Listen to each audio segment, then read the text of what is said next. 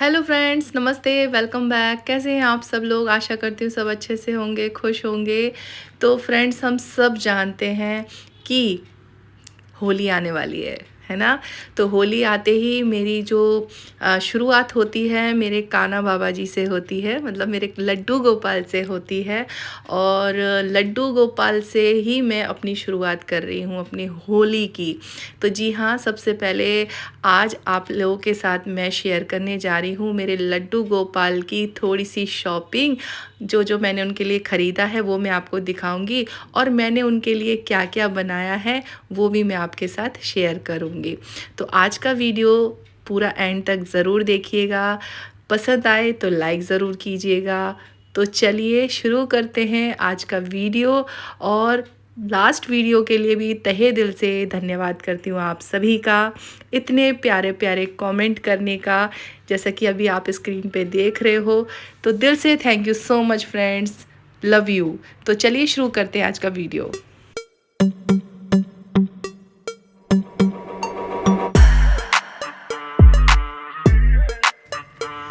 तो फ्रेंड, शुरुआत करती हूँ मेरे कान्हा जी का जो सिंहासन है वहाँ से शुरू करती हूँ।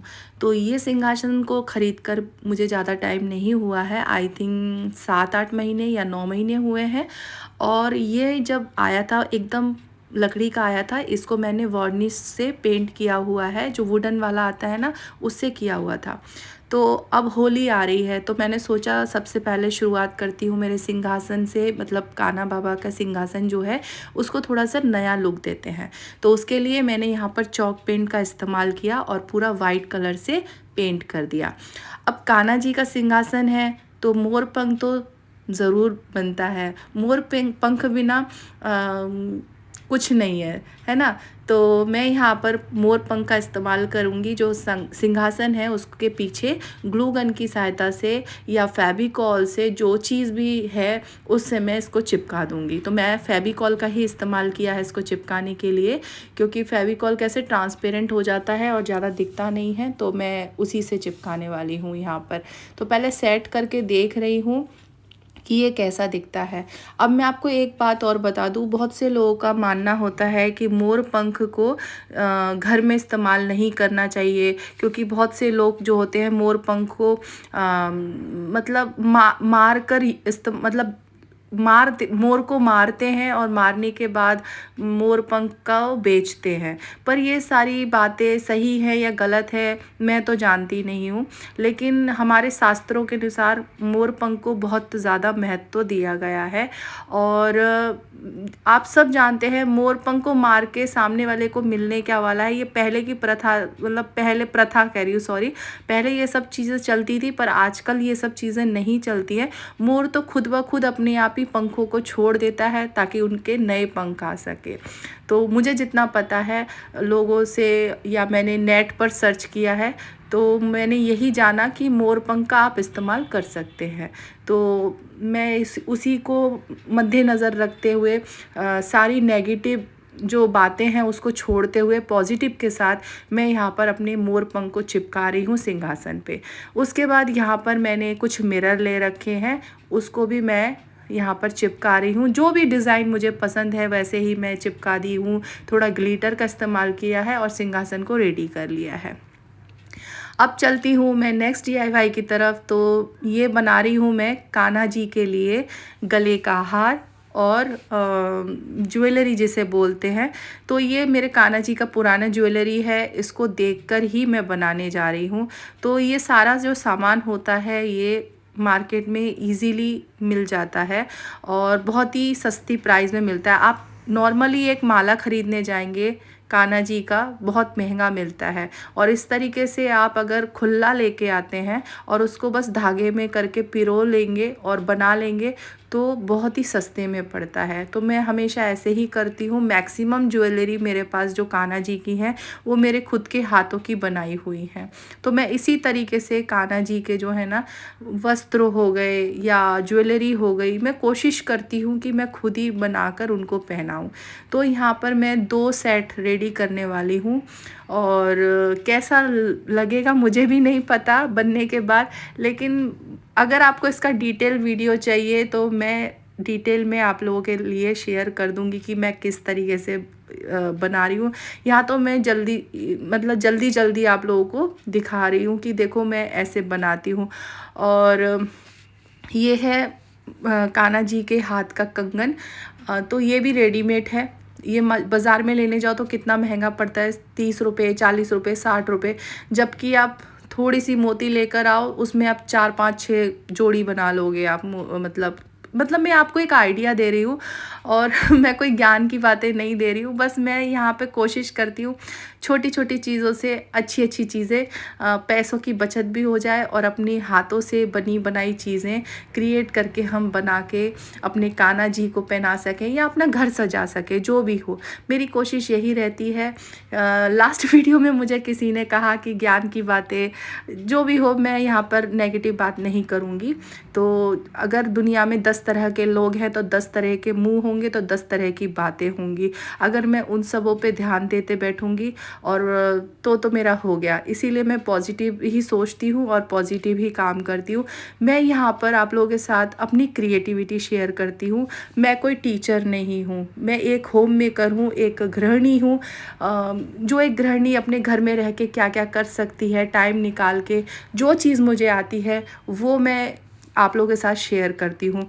यूट्यूब का हमें एक ऐसा माध्यम मिला हुआ है जहाँ पर हम अपनी क्रिएटिविटी आप लोगों के साथ शेयर कर सके। क्या पता मैं भी गलत हो सकती हूँ कहीं कहीं, लेकिन गलती होती है तो आप उस तरीके से मुझे बताइए कमेंट के ज़रिए, पर सही करके बताइए, गलत वे में मत बताइए। उससे क्या होता है, सामने वाले का दिल थोड़ा सा दुखता है। इसीलिए कोशिश करिए कि नेगेटिव बातें मत बोला करिए, ठीक है फ्रेंड्स। और मेरे अंदर जो क्रिएटिविटी है वो मैं आप लोगों के साथ शेयर करती रहती हूँ। तो चलिए फ्रेंड्स, बातों बातों में देखिए यहाँ पर मैंने ये माला बना ली है, और इसको रखने का भी एक तरीका होता है, बनाने से नहीं होता, उसको ऑर्गेनाइज़ करना भी बहुत ज़रूरी होता है। तो यहाँ पर मैंने एक शादी का कार्ड ले रखा है, उसको कुछ इस तरीके से कट किया, और करने के बाद जैसे आप रेडीमेड मार्केट में लेने जाते हो वैसे ही उसी तरीके से बस कट करके माला को यहाँ लगा दिया। तो ये देखो, ये बन के रेडी हो गया है। एक सेट, 2 सेट मैंने रेडी किए हैं।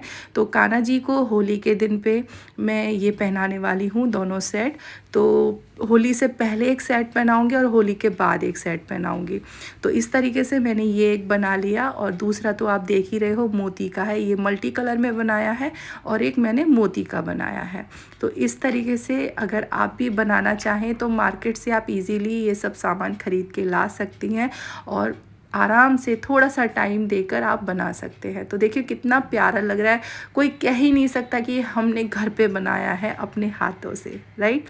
तो देखिए अब मैं आप लोगों को दिखाऊंगी कि मैंने अपने कान्हा जी के लिए या मेरे भगवान जी हैं उन लोगों के लिए मैं क्या शॉपिंग करी हूँ, आप लोगों के साथ शेयर कर रही हूँ। तो इस होली पर मेरे घर में आई हैं गऊ माता। जी हाँ, मेरे बाल गोपाल के लिए गऊ माता नहीं थी, मेरे मंदिर में गऊ माता नहीं थी, तो मैं इस बार ब्रास की गऊ माता लेकर आई हूँ, और होली के दिन पे ही मैं उनको बिठाऊंगी, और अभी नहीं, और आप लोगों के साथ ज़रूर शेयर करूँगी। और ये देखो रेडीमेड मैंने हार लाया है गणपति जी के लिए। जब गणपति का फेस्टिवल आता है उस समय ये सारे हार बहुत महंगे मिलते हैं, तो अभी मुझे रिजनेबल प्राइस में मिला, इसीलिए मैं फटका और ये जो गले का हार है ये लेकर आई हूँ मेरे गणपति बप्पा के लिए। मेरे घर में गणपति फेस्टिवल होता है जब गणपति का आता है उस समय पे, तो उसी वजह से मैंने अभी ख़रीद लिया है। तो ये तो मैं खुद भी घर पे बना सकती हूँ, बहुत आसानी से बन जाता है, लेकिन मुझे इसका डिज़ाइन पसंद आया इसलिए मैंने ख़रीदा। मैं आपको दिखाती हूँ, ये देखो मेरे पास भी डायमंड वगैरह सब कुछ रहते हैं, तो मैं इन्हीं चीज़ों से पगड़ी हो गई कान्हा जी के लिए या कुछ भी, मतलब आप डायमंड से ना बहुत अच्छी अच्छी चीज़ें बना सकती हैं। बॉल चेन आती है, अगर आप बोलेंगे तो मैं ज़रूर आप लोगों के साथ शेयर करूँगी। तो इस तरीके से मेरे पास सारा सामान रहता है और मैं क्रिएटिविटी करती रहती हूँ और बनाती रहती हूँ। तो बहुत सस्ते में भी पड़ती हैं ये सारी चीज़ें। बस मेरा मकसद यही है कि मैं आपको बता सकूँ। देखो आप अगर आप मेरे चैनल पर हो तो क्रिएटिविटी तो आप लोगों को देखने को मिलेगा, और आप लोग भी पसंद करते हैं तभी तो देख रहे हैं ना, है ना फ्रेंड्स। तो देखिए, तो चलिए ये हो गई मेरी शॉपिंग। और एक छोटा वाला भी फटका लेके आई हूँ गणपति बप्पा के लिए, जो अभी मंदिर में विराजित है मेरे गणपति बप्पा। और चुनरी मैं खुद बना लूँगी माँ लक्ष्मी के लिए। और ये जो आप देख रहे हो ये वस्त्र मैं लाई हूँ माँ दुर्गा के लिए। तो उस दिन होली वाले दिन मैं सबों को वाइट ड्रेस पहनाने वाली हूँ, तो मेरी कोशिश यही है। तो माता रानी को भी मैं वाइट ड्रेस ख़रीद के लाई हूँ और बहुत ही सुंदर सा एम्ब्रॉयडरी हो रहा है इस पर।